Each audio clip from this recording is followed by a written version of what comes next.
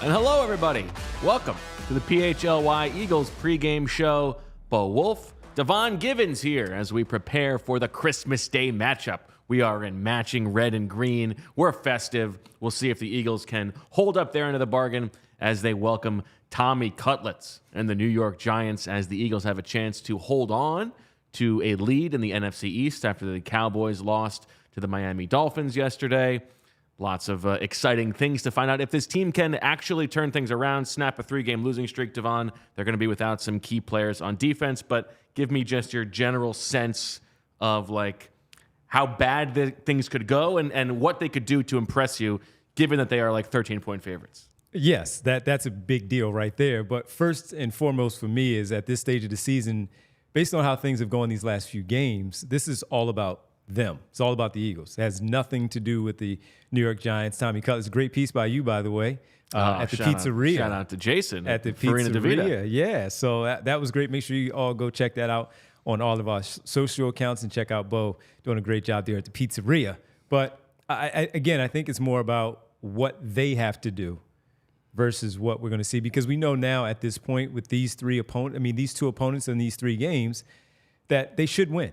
And it's about positioning, it's about playoffs, and it's about getting yourself right for the postseason, which we haven't seen. So now it's cleaning some things up, making sure that we don't see the same mistakes that have been had over the past few weeks, some of the sloppy play, some of the bad plays, some of the things leaking out now out of the locker room, where they need to, as we've been talking about, make the main thing the main thing. I don't know what the main thing has been over the past few weeks in a positive way for this football team. So they have to start to get an inch back to that over these 3 games, inch by inch by inch against these bad opponents, cleaning up your mistakes. On the bad side, those things still there after having meetings, after having these conversations that have been put out there, that they have been talking and trying to make sure that they do, again, correct these issues.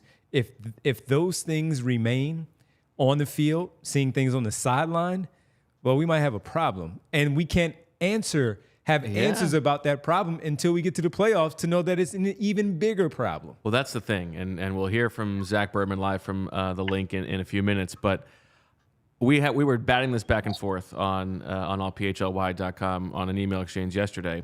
It is my opinion that there is nothing they can do in this game alone that's going to change my general opinion of the Eagles over the course of the season, right? The Giants are 32nd in DVOA. This is, by some measures, the worst team in football. Their offense is terrible. Their defense is just very bad. If the Eagles come out and win this game by 40 points, great. That doesn't tell me anything about how they're going to fare when it matters in the playoffs against good teams. Now, that's not to say that there are things that they need to work on and improve, but I need to see it over the course of the full week more than just in this game. Is there anything for you that you are like specifically focused on for them to do down the stretch here? Yeah, really the run game and the defensive line. Run game has to be a part of it, whether that's Jalen Hurts running the football a little bit more or DeAndre Swift getting the touches that you, Zach, and I talked about earlier in the week, where we need to see more of that consistently, because when we saw that earlier in the year, that's when they were at their best. And also the front line of the defense, can they get to the quarterback and generate sacks? That's going to be a big thing. Yeah, and this Giants offensive line, very bad. The Giants quarterbacks have been sacked more often than anybody else in the league. Zach Berman, how are you? Happy holidays. Nice backdrop as always. What's going on, my friend? Doing great. Merry Christmas. Good to see you guys. Thrilled to be here. First time in this stadium on Christmas Day since that Eagles-Raiders game in 2017. It was much colder that night than it is here today, but I'm sure Eagles fans would take that result and also take the result of that season. All right, Zach. So inactive for the Eagles in this game, Darius Slay, which we knew about, Rashad Penny, no surprise, Albert Okwuegbunam, no surprise, but the 3 big ones, Nicholas Morrow is out, Zach Cunningham is out again, and Landon Dickerson is out. Let's start at linebacker. We know that the curse of Christian Ellis continues. We don't need to relitigate that. That verdict has been rightfully decided.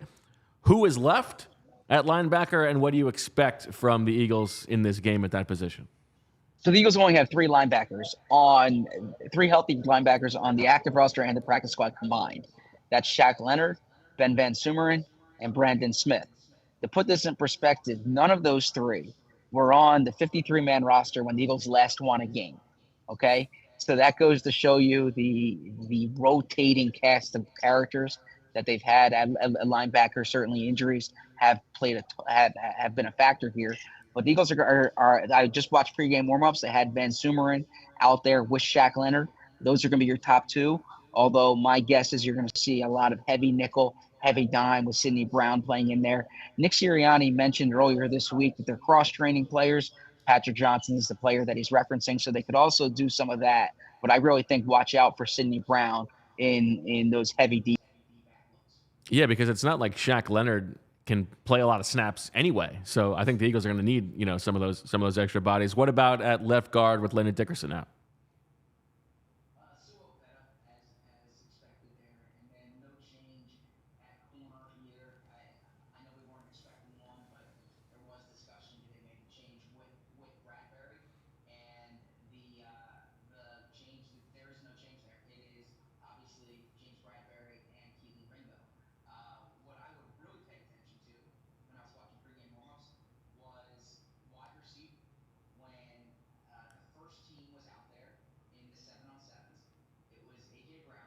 DeVonta Smith, and Olamide Zaccheaus. And that is a change. That is a change because last week Zaccheaus took the fewest amount of snaps among those number 3 wide receiver options, obviously Quez Watkins and Julio Jones. So if they do make that, if they do shuffle that today, that is a notable difference on offense. And that's exactly where I was going, because we talked about it last week. We did. As a conversation piece for us with the 3 of them and maybe some more snaps for Zaccheaus. And right now, as we discuss what things can be looked at maybe going further for the postseason, that's a big deal if we see a big change there and someone that maybe Jalen Hurts trusts a little bit more than Quez Watkins. Yeah, I mean, it's excuse me, it's a good point because he's made plays this year, right? And you guys pointed out when the 3 of us were on the set, like he's made more plays than Julio Jones and Quez Watkins has. Now, Nick Sirianni publicly has said that Quez Watkins opens up the offense, gives them a different dimension than obviously Julio and Zaccheaus. Julio Jones, as I've defended him this year, but he brings you that veteran presence and certainly a size and a physicality that's hard to find from those other receivers. But OZ is smart, he's tough, and he's made plays. And if you go by what you see with production on the field, and as the Eagles try to figure out who their best 3 will be in 11 personnel going into the playoffs, like you mentioned, I think this is worth watching. If OZ makes a play or 2 today, it's hard to argue because Jalen Hurts does trust him. Like when Jalen's been under duress this season, he's looked 213. And that might be more, when he's looked to those other receivers, in particular 16, it hasn't necessarily worked out well for the Eagles. Zach, Devon mentioned something which I think is right, that this game seems like it's much more about the Eagles than the Giants, given the talent disparity and how good these 2 teams are. But in terms of the specific matchup, what is your sense internally of where the Eagles think they can lean on the Giants here? Well, I think there is respect for this Giants defense relative to maybe what those numbers are. Because you look at the Giants, you look at the way they played this year, and frankly, you look at how they played in the Dolphins game. I'm sorry, the Cowboys game, both Cowboys games, and the 49ers game, and you say that that's a team that's vulnerable, right? They gave up a lot of points, but I think when you look at the stretch that Tommy DeVito's had, I think internally the Eagles see the way that defense is played, the turnovers they forced, and there's more respect there. But where are you looking to kind of put the rest on the Giants?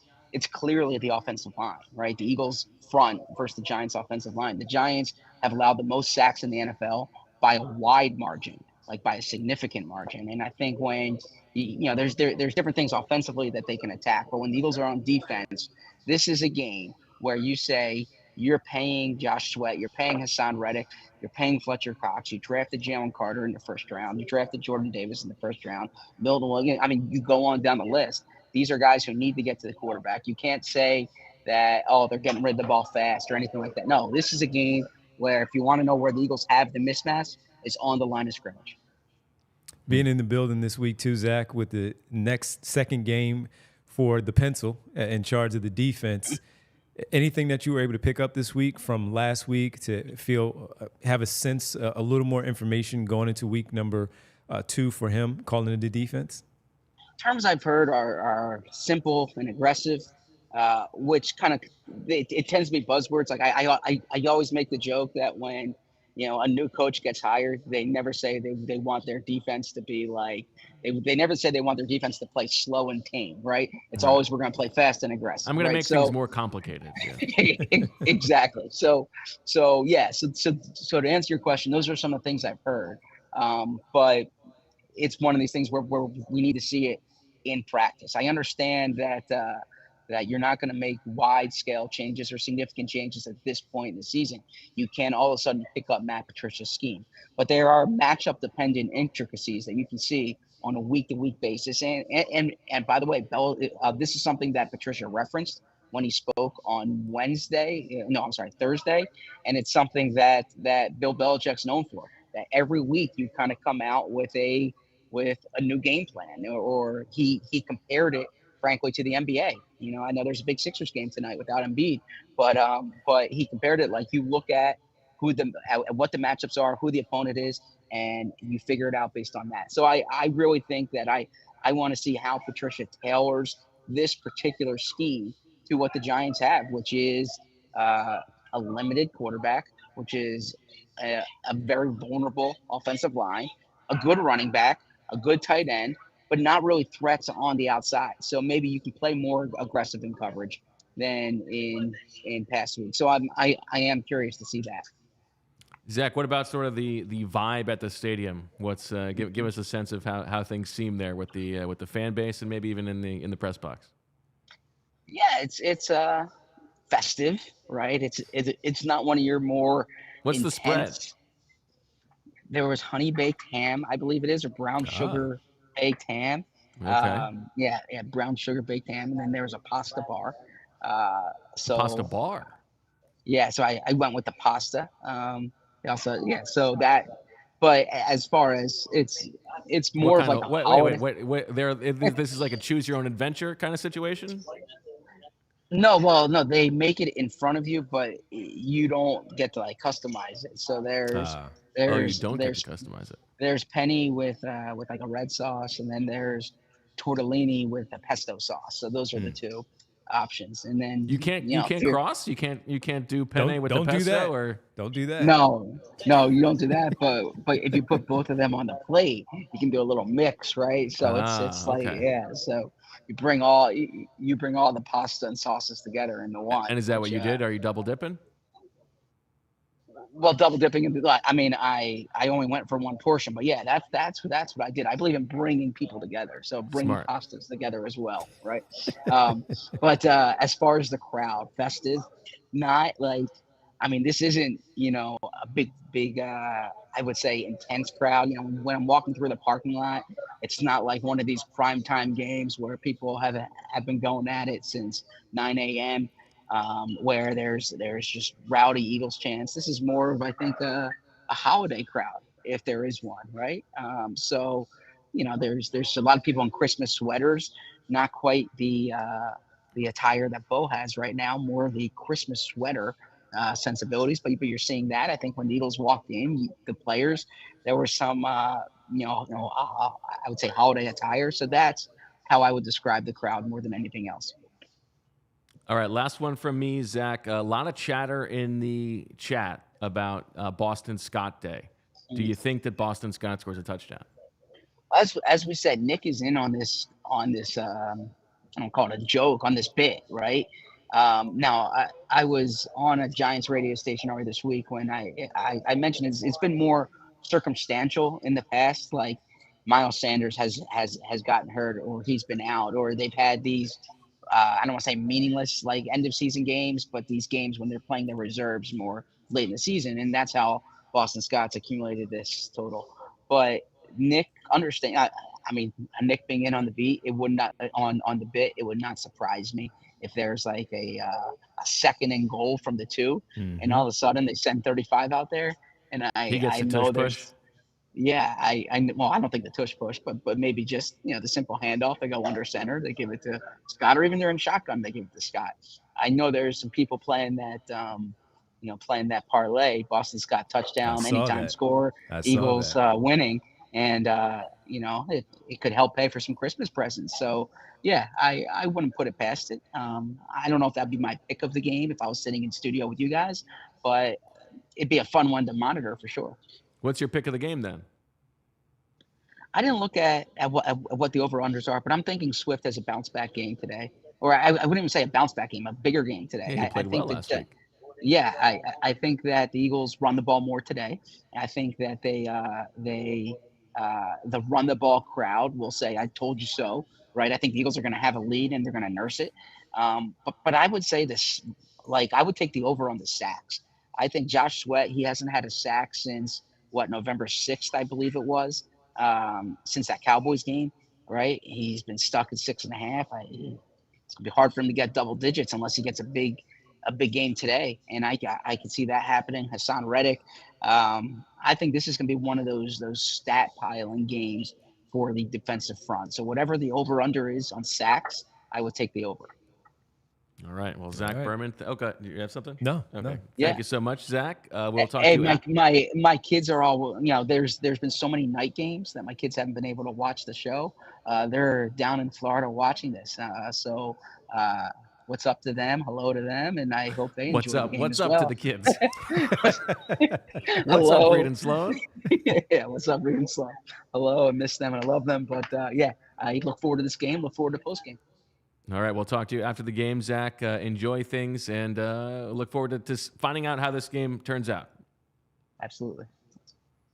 All right, DeVonta, you have a difficult torch to receive here. Yes. On the best bets, because Yes. Jamie Lynch, rolling. who is off today enjoying the holiday with his family, he's like on fire. Yes. He's having an unbelievable season. Yep.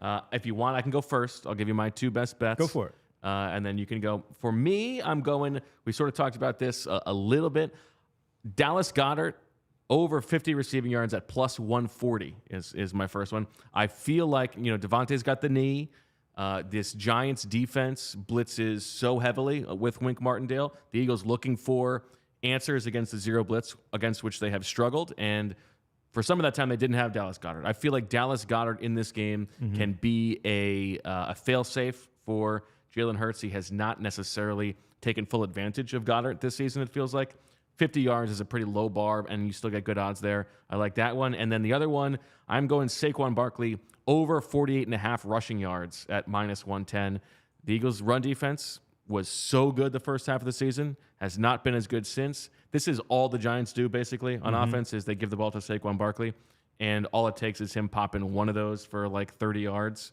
And that seems like an easy one to hit over. So those are my two for this game. I like that. And Dallas Goedert always good with the yards after the catch. Yeah. So that will help out for what you're asking for there. I'm sticking with what Zach said because that was one of mine, DeAndre Swift. We talked about it last week. I'm going with the 64.5 over rushing yards because I do think that at some point this game will be in hand. It should be in hand. And with that, DeAndre Swift will get enough touches to get over that 64.5. He finished with 74 and 18 carries, as you talked about last week in the loss. So I do think that he can duplicate, if not better, against the Giants defense. As good as they are, hey, things happen. Yeah. And then on the other side, I am going with the Giants. I'm also going tight end, and I'm going with Darren Waller, second game back. He had 4 receptions, 40 yards. This is his first game back since the injury, since October 29th, so back-to-back games. And backup quarterbacks tend to favor their tight ends. We see it all around the league, whether it's Gabbert, what's his, Jacksonville, I'm forgetting his. Yeah, Beathard. Yep, Beathard. He targeting Evan Ingram quite a bit the last 2 weeks, and then also with Joe Flacco, with Njoku. We've seen it forever, though, with backup quarterbacks favoring their tight ends as that. Plus the middle of this Eagles defense. No linebackers. Yeah. So, I'm going 3.5 receptions over for Darren Waller. Oh, I like that. Yeah. Yeah, that's a good one. Yeah, it's pretty good. Tommy Cutlets, how do you feel about Tommy DeVito? Watched him, seen him. Oh, settle down. Settle down, everybody. It's a cool story. I like the story, but I don't think he's going to have much success. Now, I will say this, though. we have seen the Eagles in the past struggle against backup quarterbacks because they don't have enough information. Yes. Now, he has been out there, so there's tape, there's film, but they have not played against him. I hope we don't see a Sam Howell type game where we're pulling our hair out in the third quarter saying what's happening here. So good story, greater story from Bo Wulf if you go check it out at the pizzeria. I'm not buying it. I'm trying to go down the list of the Eagles' schedule this season, and they have not played, aside from like Josh Allen, who is not necessarily a quarterback who is a run-first quarterback, And which he is can what move. which is what DeVito is. Yes. And so it's an interesting test of this defense that doesn't have linebackers and has struggled moving side to side and has not a speed deficiency in and the a middle young of the field. corner on the outside in Kelly Ringo. Right. Where is he disciplined enough to see what's happening to get up there and close things down? So I'm before curious there's to too see how much. they handle this. And you know, as you talked about, the second game for Matty Pencils, we'll see what he has in store. All right. The pencil. I think we can start to close this bad boy out, Devon. Any final predictions? Any final things that you're looking for? As much as I am concerned, again, saying I want to see them correct some things, that starts also with the offense. I need to see 27 or more points against this Giants defense. I need 30. So I'm going to go with a 30-17 victory for the Eagles over the Giants this evening. And is it the kind of game where it's still frustrating, or is Yeah. it like, okay, we're starting to get good vibes back? No, good vibes back, but it's still, as you said earlier, not going to tell us the story until we get to the postseason. Yeah. Because they put us in this spot. It's not. Yeah. It's not as if we're picking at anything. We're just looking at it for what it is. That you're playing two opponents that are very bad. You talked about the 32nd overall in DVOA. That's not good. No. You should put up 30 points against this team, and if you do, great. But it only gives us, oh, cool, they can score. Right. Yes, that's it. Yeah, I think for me, I am expecting more frustration, but a comfortable but frustrating victory. So I'm going Eagles 24, Giants 13. I just don't think the Giants are going to be able to move the ball consistently. Their offense is so bad, and even though the Eagles defense has not been very good, I think they have to get right in this game, and especially up front, as you talked about, against this very weak Giants offensive line. They should be able to get home a little bit. And then on offense, I just think too talented. Whether it is A.J. Brown on the outside or Goddard, who we talked about, I think they should be able to move the ball. And so barring a bunch of turnovers again, I find it hard to believe that the Giants can pull this one out, but you never know. That's why they play the games. That's it. Any given Monday on a Christmas. After they the say. start that the Eagles had this season, I never thought we would get to a get-right game for the Eagles. Yeah. But here we are. But here we are, looking to get off the schneid and break a 3-game losing streak. We will talk about it right here after the game on the PHLY Eagles post-game show. Until then, enjoy the game. Thank you to Zach. Thank you to Devon. For JP and all of us here, we appreciate you listening and watching. Enjoy the game. Merry Christmas, and we'll talk to you later.